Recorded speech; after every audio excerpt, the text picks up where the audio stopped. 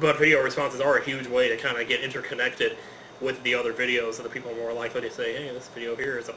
I mean, I get video responses of people playing Pokemon, you know, video responding to my Twilight Princess LP, and I think that's cool, because you never know if somebody likes both games, and they might just click from mine to theirs, and that's great. And then, you know, by the same token, somebody who likes Pokemon might click over from theirs to mine. You never know.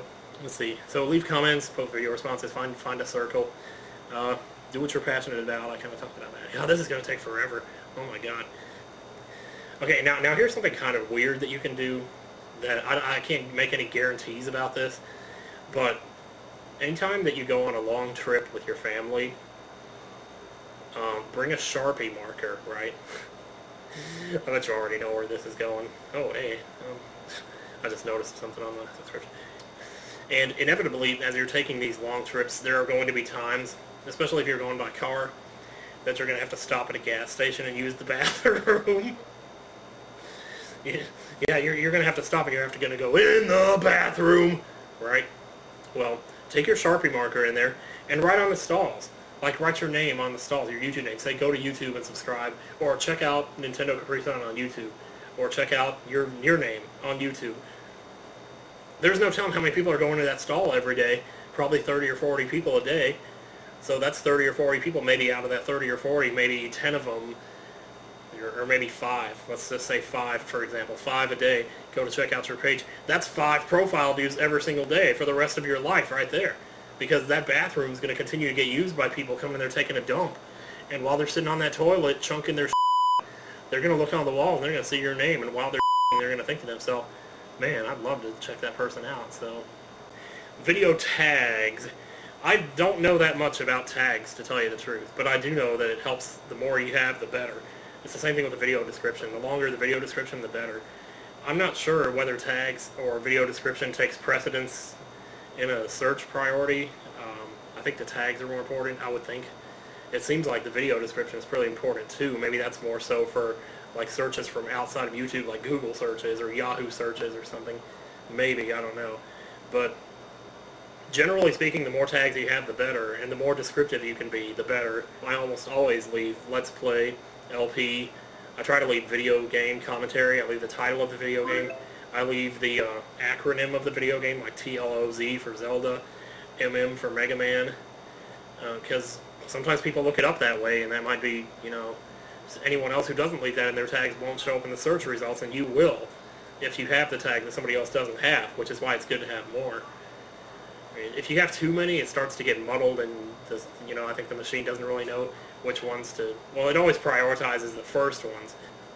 So the first tag should almost always be Let's Play, and then the name of the video game, and then the names of characters, maybe what type of game it is, like FPS or whatever, or adventure, or, you know, and specific little things about the game that you might, you know, like in Mega Man 10, I almost always put in Mega Man, Roll, Auto, Doctor, Light, Wily, Blade, Strike, Sheep, Pump, Solar, Chill, Nitro, Commando. I wouldn't advise using misleading tags like sex or XXX or anything like that. Some people do that, but it's not very honest, and you get a lot of hate for it. You take a lot of flack, so wouldn't do that. Speaking of hate, there are the issue of haters. That's something that a lot of people worry about. I think that, you know, you get haters on your videos, that kind of thing.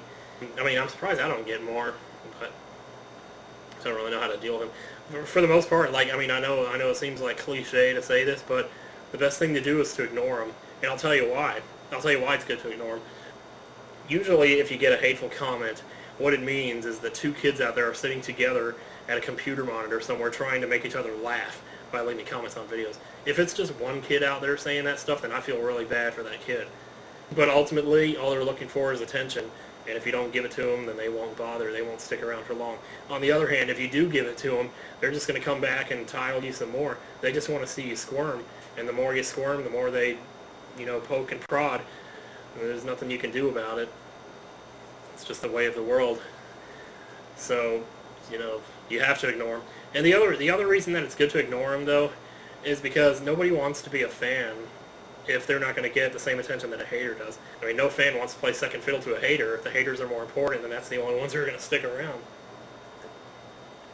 Which is why it's better to not attach any importance to them, and rather just ignore them and stay positive as best you can.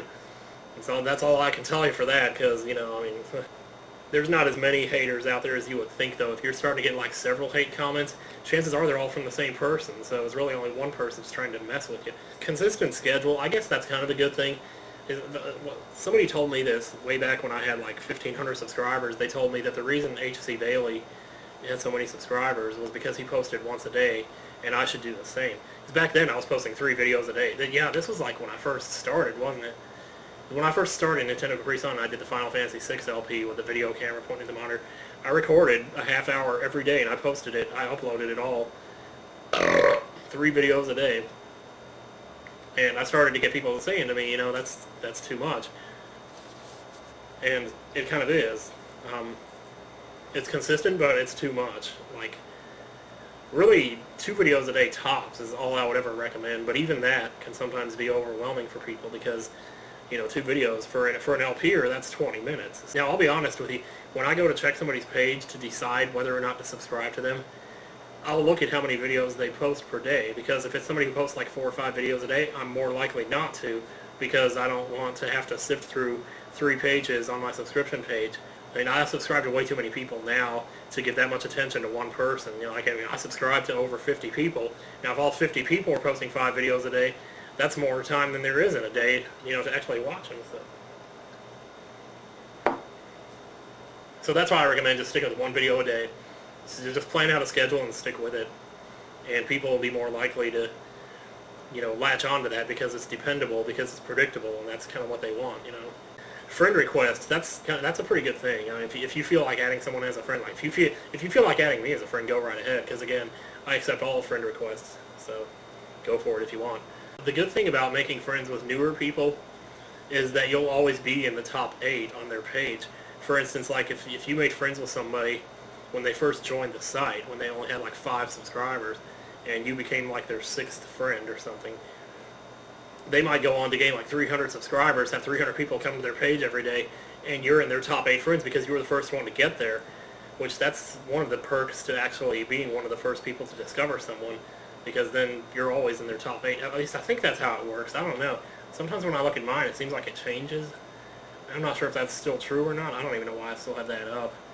One of the disadvantages of being an LPer is that typically LP videos go on for 11 minutes. Every single one of them does.